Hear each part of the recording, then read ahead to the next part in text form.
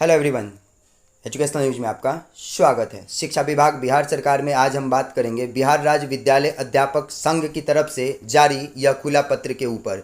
शिक्षक एकता जिंदाबाद, संघ शक्ति कल युगे, आवाज़ दो हम एक हैं, इस नारा के साथ शिक्षकों ने यह खुला पत्र जारी किया है।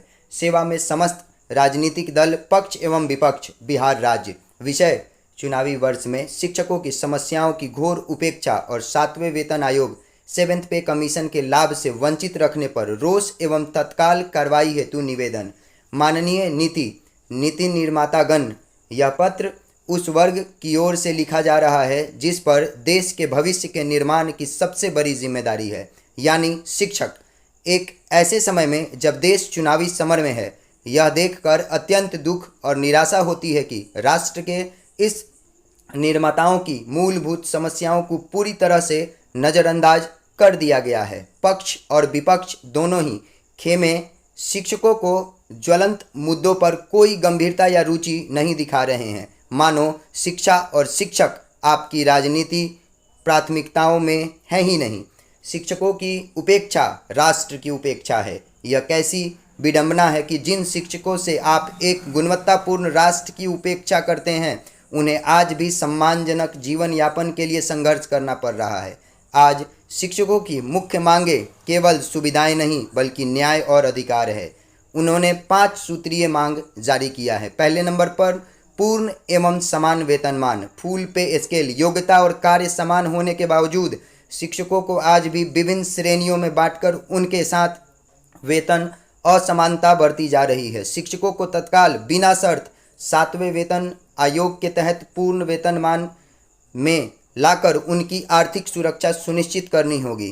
जब अन्य राज्य और केंद्रीय कर्मचारी इस लाभ को प्राप्त कर रहे हैं तो शिक्षकों को इससे वंचित रखना उनकी गरिमा के साथ खिलवाड़ है। वहीं दूसरे नंबर पर पुरानी पेंशन योजना OPS की बहाली। दशकों तक राष्ट्र सेवा करने के बाद शिक्षकों को सेवानिवृत्ति पर आर्थिक सुरक्षा का भरोसा मिलना चाहिए। पुरानी पेंशन योजना OPS को बहाल करना एक मानवीय और नैतिक आवश्यकता है, न कि केवल एक मांग। वहीं ऐच्छिक एवं पारस्परिक स्थानांतरण, वॉलेंट्री एंड म्यूचुअल ट्रांसफ़र। शिक्षकों को पारिवारिक और व्यक्तिगत आवश्यकताओं के आधार पर ऐच्छिक स्थानांतरण और पारस्परिक सहमति से तबादले, म्यूचुअल ट्रांसफ़र का अधिकार मिलना चाहिए। एक शिक्षक को अपने परिवार से दूर रहने के लिए मजबूर करना उसके कार्य जीवन संतुलन को बुरी तरह प्रभावित करता है। वहीं चौथे नंबर पर सुरक्षा और सम्मान। शिक्षकों को सुरक्षा बीमा, कम से कम 1 करोड़ और कैशलेस चिकित्सा की सुविधा की मांग की गई है। वहीं 5वें और अंतिम नंबर पे सुविधा, कैशलेस मेडिकल फैसिलिटी जैसी बुनियादी सुरक्षा प्रदान करना सरकार का कर्तव्य है। यह चुनावी मुद्दा क्यों नहीं? हम जानना चाहते हैं कि चुनावी घोषणा पत्रों में शिक्षकों की आर्थिक और सामाजिक सुरक्षा का मुद्दा प्रमुखता से क्यों नहीं उठाया जाता है? क्या शिक्षा, जो देश के भविष्य की नींव है और राजनीति के केंद्र में, नहीं आना चाहिए?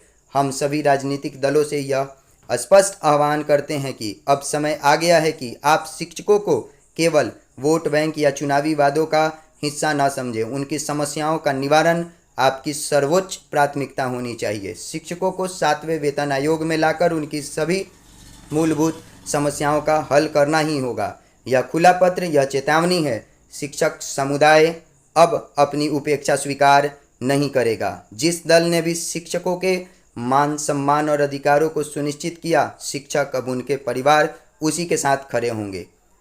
26 अक्टूबर 2025 शिक्षक जागरूक राष्ट्र की मांग है, न्याय करें। धन्यवाद। शिक्षकों ने अपनी बात रख दी है। जो भी पक्ष या विपक्ष इस मुद्दे को उठाएंगे, उनकी तरफ ही शिक्षकों का ध्यान होगा। धन्यवाद।